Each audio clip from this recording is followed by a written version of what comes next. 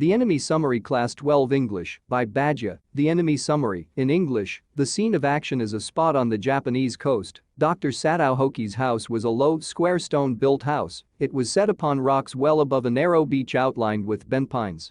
Sadao's father had a deep concern for his son's education, so Sadao had been sent to America at 22 to learn all that could be learned of surgery and medicine there. He returned at 30. He became famous not only as a surgeon, but as a scientist also. It was the time of the World War. Japan was at war with America. Dr. Sadao had not been sent abroad with the troops. The old general was under medical treatment, and he might need an operation, so Dr. Sadao was being kept in Japan. Sadao watched mists hide outlines of a little island near the shore. Then it came creeping up the beach below his house. His wife, Hana, came out and put her hand on his arm. It gave him pleasure. Then she laid her cheek against his arm. At this moment, both of them saw something black come out of the mists. It was a man. He staggered a few steps.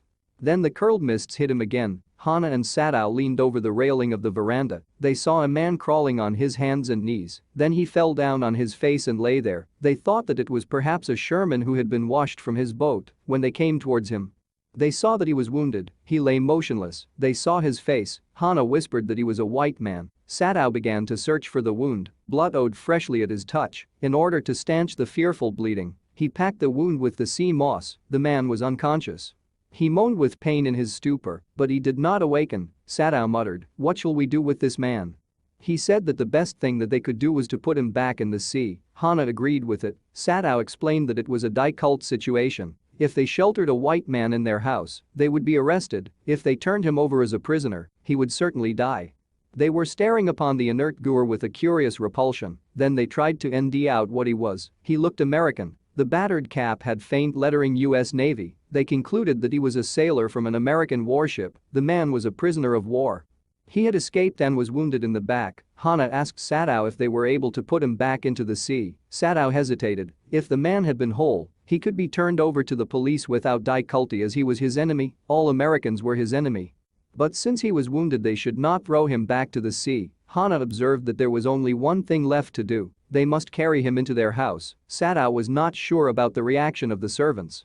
Hana suggested that they must tell the servants that they intended to give him to the police. She said that they must do so, otherwise all of them would be in danger. Together they lifted the man. He was very light. They carried him up the steps and into the side door of the passage.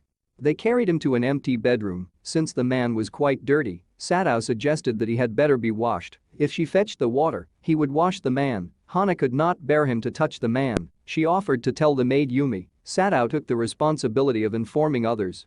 The pallor of the unconscious man's face moved him to stoop and feel his pulse. It was faint, but it was there. He put his hand against the man's cold breast. The heart too was yet alive. Sadao observed that he would die unless operated upon. The man was very young, perhaps not even 20 The man had to be washed however, the servants refused to do so. They did not want their master to heal the enemy. Hana washed the man till his upper body was quite clean. Sadao put his instruments upon a sterilized towel. He began to wash the man's back carefully. He asked Hana to give the anesthetic if he needed it. Hana choked. She clapped her hands to her mouth and ran out of the room. He heard her retching in the garden. She had never seen an operation. Sadao proceeded swiftly. Hana came in.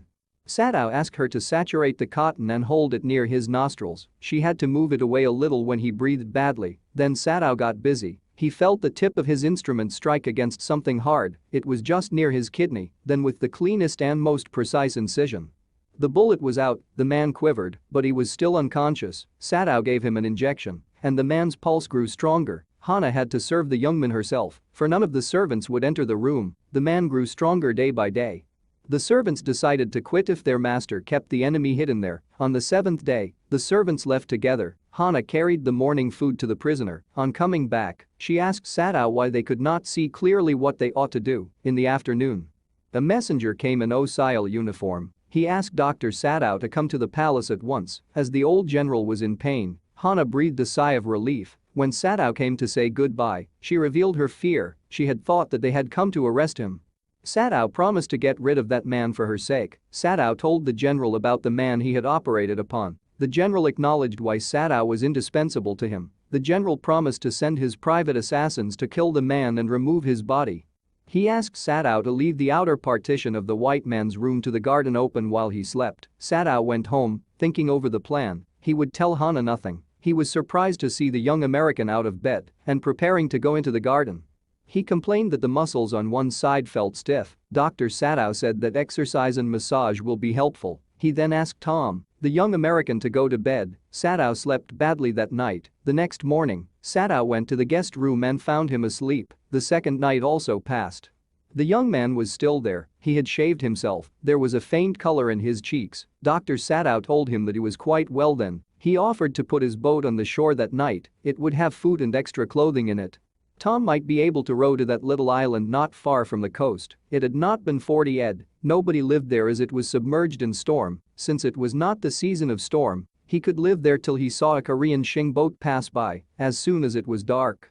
Sadao made preparations to help the young man escape. He gave him his ashlight. He asked him to give him 2 ashes as the sun set in case his food ran out. In case he was still there and all right, he was to signal him only 1. He was warned not to signal in darkness, for it would be seen. The prisoner was now dressed in Japanese clothes. A black cloth was wrapped round his blonde head. He found the way to the boat. Sadao waited till he saw 1 ash from the shore. Dr. Sadao had been called in the night to perform an emergency operation on the general. It involved his gallbladder. For 12 hours Sadao had not been sure the general would live. Then he began to breathe deeply again and to demand for food. Sadao had not been able to ask about the assassins. So far as he knew, they had never come. The servants had returned. The room was cleaned 1 week after the operation.